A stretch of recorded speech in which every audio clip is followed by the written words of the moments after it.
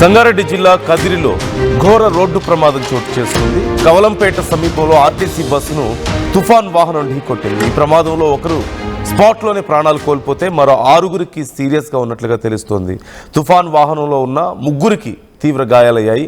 క్షతగాత్రులు సంగారెడ్డి ప్రభుత్వ ఆసుపత్రికి తరలించబడ్డారు. ప్రస్తుతం మృతుడు బాలయ్య అలాగే చాంద్ ఖాన్ పల్లికి చెందిన వ్యక్తిగా గుర్తించారు. ప్రమాదంలో తుఫాన్ వాహనం పూర్తిగా నుజ్జు అయినట్లుగా తెలుస్తుంది. మీరు స్క్రీన్లో చూస్తున్నారు. ఒకసారి అక్కడ ఉన్నటువంటి పరిస్థితిని మీరు గమనించవచ్చు.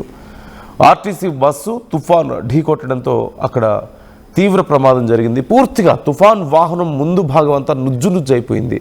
అంటే ఎంత బలంగా ఢీకొట్టింది అనేది మనకు క్లియర్గా తెలుస్తుంది. సహజంగా తుఫాన్ వాహనం చాలా బలంగా ఉంటుంది, పొడవు ఎక్కువగా ఉంటుంది కాబట్టి ఎక్కువ మంది ప్రయాణించడానికి ఉపయోగిస్తూ ఉంటారు. లాంగ్ ట్రిప్స్ కోసం దీన్ని ఉపయోగిస్తూ ఉంటారు. చాలా బలంగా ఢీకొట్టినట్లుగా మనకు క్లియర్గా తెలుస్తుంది. ముందు భాగం అంతా కూడా నుజ్జు అయిపోయింది. మరోవైపు ఏదైతే బస్సును ఢీకొట్టిందో ఆ బస్సుకు సంబంధించినటువంటి విజువల్స్ కూడా మీరు చూస్తున్నారు. అక్కడ ఆ బస్సు వెనక భాగం అంతా కూడా డ్యామేజ్ అవ్వడాన్ని మీరు చూస్తున్నారు. చాలా బలమైనటువంటి ప్రమాదం ఇక్కడ జరిగింది. ఇందులో ఒకరు అక్కడికక్కడే ప్రాణాలు కోల్పోయినట్లుగా తెలుస్తుంది. మరొక 6గురికి గాయాలైనట్లుగా సమాచారం అందుతుంది. దానికి సంబంధించిన విజువల్స్ నేను మీకు చూపిస్తున్నాను. నేను చూపిస్తున్నటువంటి చెప్తున్న వార్త కొంచెం కఠినంగా ఉండొచ్చు, సున్నిత మనస్కులు కలవరపడవచ్చు, జాగ్రత్తలు తీసుకోవాలని ఆర్టీవీ మీకు సూచిస్తుంది. Viewers description is advised. మా ప్రతినిధి మహేష్ జాయిన్ అవుతున్నారు. మహేష్తో ఒకసారి మాట్లాడదాం ఈ ఘటనకు సంబంధించి. మహేష్, ఏ సమయంలో జరిగింది, ఎలా జరిగింది, ప్రజెంట్ అక్కడ పరిస్థితి ఏంటి?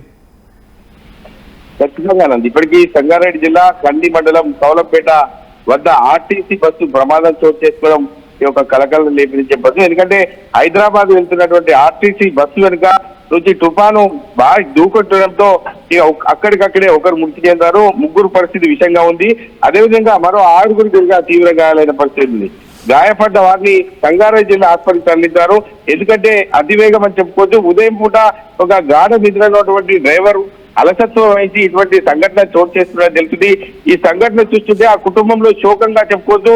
3గురు పరిస్థితి కూడా సీరియస్ ఉంది. ఇంకా 6గురు స్వల్ప గాయాలు కూడా అయిన పరిస్థితి. వీరందరూ కూడా నారాయణఖేడ్ జిల్లా వాసులుగా తెలుస్తుంది. వీరందరినీ చూస్తుంటే అంటే తీవ్ర గాయాలతో కొట్టుమిట్టాడుతున్నారు. మృతుడు బాలయ్యగా చెప్పుకోవచ్చు. నారాయణఖేడ్ మండలం చందన్ఖాన్పల్లి గ్రామస్తుడిగా తెలుస్తుంది. దీనికి సంబంధించి చూస్తుంటే అక్కడ అర్థనాదాలు అందరూ కూడా ఏడుస్తున్న పరిస్థితి. కుటుంబ సభ్యులు ఇప్పటికే చేరుకున్నారు. దీనికి సంబంధించి అక్కడ చూస్తుంటే అందరూ కూడా చాలా ఇబ్బందులు ఎదుర్కొన్న పరిస్థితి మనం చూస్తున్నాం. ఈ యొక్క ఆర్టీసీ బస్సు వెనుక భాగం గుద్దిన మన ప్రదేశాలు చూసినట్టయితే బాగా నుజ్జునుజ్జైన పరిస్థితి ఉంది. అటు తుఫాన్ చూస్తే మాత్రం ఎక్కడికక్కడ ఒక నుజ్జునుజ్జైన పరిస్థితి మనం చూస్తున్నాం. దీనికి సంబంధించి అందరూ కూడా ఈ సీరియస్ గా ఉన్న పరిస్థితి ఉంది. అందరూ కూడా ప్రభుత్వ ఆసుపత్రికి తీసుకెళ్లారు. వీరందరికీ ట్రీట్మెంట్ చేస్తున్నారు. ఎందుకంటే ఇటువంటి గాయాలు గతంలో కూడా సంగారెడ్డి జిల్లాలో చాలా చోటు చేస్తున్నాయి. ఈ రోజు ఉదయం కూడా ఇటువంటి సంఘటన చోటుకుని అందరినీ కలవరపెట్టే విధంగా ఉంది. నందు right. Thank you Mahesh, thanks for the details. మనం అక్కడ ఉన్నటువంటి పరిస్థితిని చూస్తున్నాం. ఒక్కసారిగా ఈ 2 వాహనాలు ఢీకొట్టడంతో వెనక నుంచి వచ్చినటువంటి ఈ తుఫాన్ వాహనం ఒక్కసారిగా ఆ బస్సును ఢీకొట్టడంతో ఈ ప్రమాదం చోటు చేసుకున్నట్లుగా కనిపిస్తుంది. ముందు భాగం అంతా తీవ్రంగా నుజ్జు అయిపోవడం మనం చూస్తున్నాం. ఒక వ్యక్తి ఇప్పటికే ప్రాణాలు కోల్పోయాడు.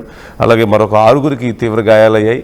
దీనికి సంబంధించి కేసు నమోదు చేసుకొని దర్యాప్తు చేస్తున్నట్లుగా తెలుస్తోంది.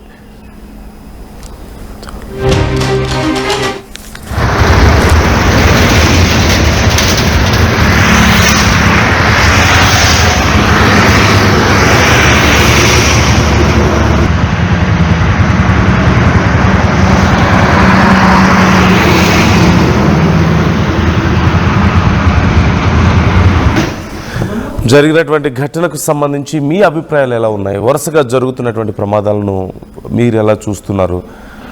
ఈరోజు ఉదయం నుంచే మనం వరుసగా ఇలాంటి ఘటనలు చూస్తూనే ఉన్నాం. అయితే తుఫాన్ వాహనంలో ఉన్నవాళ్ళు ఈ ముందున్నటువంటి బస్సు ఒక్కసారిగా బ్రేక్ వేయడంతో కూడా ఇది జరిగిందని కొంతమంది చెప్తున్నారు. మరోవైపు అతివేగమే ఈ ప్రమాదానికి కారణం అని చెప్పేసి చెప్తున్నారు. తుఫాన్ వాహనం చాలా వేగంగా వచ్చి ఢీకొట్టడం వల్లే ఈ ప్రమాదం జరిగింది అంటున్నారు.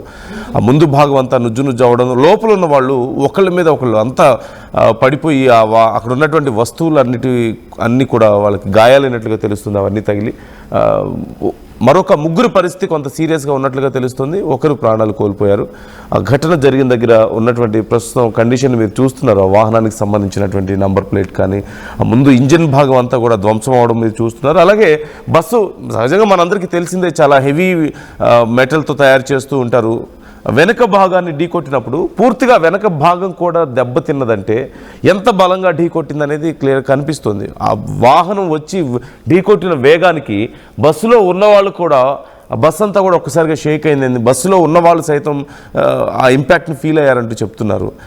సో దీనికి సంబంధించి కేసు నమోదు చేసుకొని దర్యాప్తు చేస్తున్నట్లుగా తెలుస్తుంది. అలాగే కేసు విచారణ జరిపిన తర్వాత ఎవరిది తప్పుందో చూసి దాని ఆధారంగా ఆ మృతుడి కుటుంబానికి కొంత ఆర్థిక సాయాన్ని అందించే ప్రయత్నంలో కూడా ఉన్నట్లుగా తెలుస్తుంది. మరొక గాయపడ్డటువంటి వారికి కూడా చికిత్స అందిస్తున్నారు.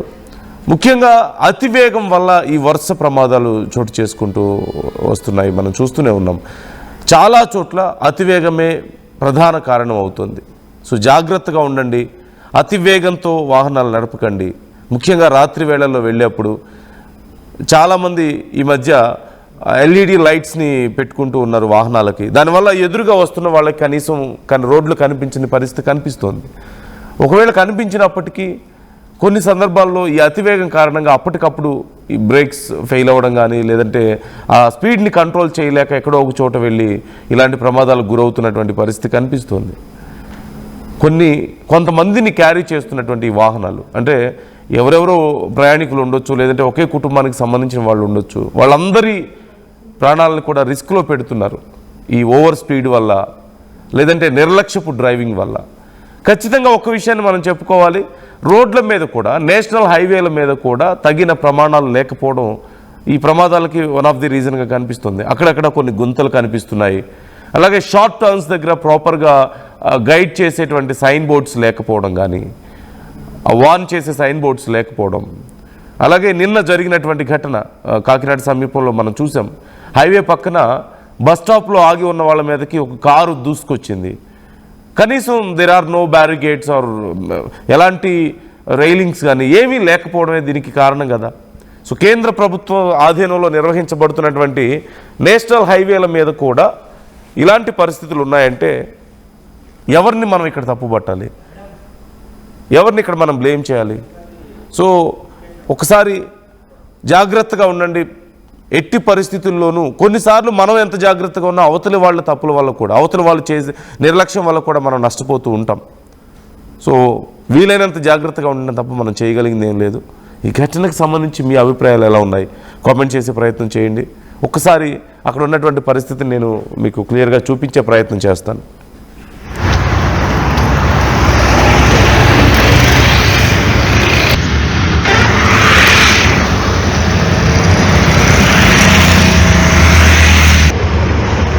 ఇల్లైనా ఫ్యాక్టరీ అయినా క్లినిక్ అయినా రూఫ్ ఉంటే safe. Truzon solar system install చేయండి.